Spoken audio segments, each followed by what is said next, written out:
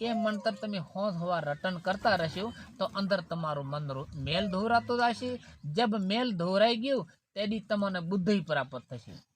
बुद्धि इंसान री नाश क्या हूं थे सर्फ गलत आहार कर्या हूं बुद्धि भ्रष्ट थी जाए।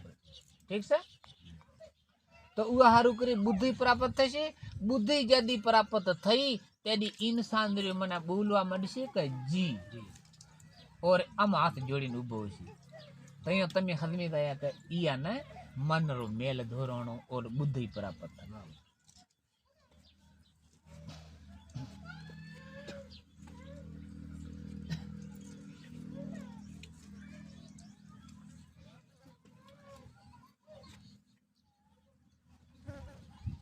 अच्छा श्री कृष्ण भगवान चयो त हे अर्जुन वाकई ही मन हाथी वांगर आहे तृष्णा उनजी शक्ति आहे। ये पंजन मन विरतिन जे वस में बही है इनन में अहकार सब का सरी सट आहे।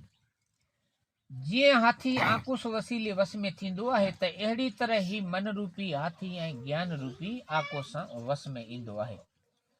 अर्जुन चयो त श्री कृष्ण भगवान जेके माण्हू तव्हांजी नाम जी खोज कंदे कंदे तपोवन जंगलन में घुमन था ये वैराग धारण करे तपस्या जो धर्म कन था या सच्चा विष्णु सॾाइन था यो की मालूम थी सघंदो आहे।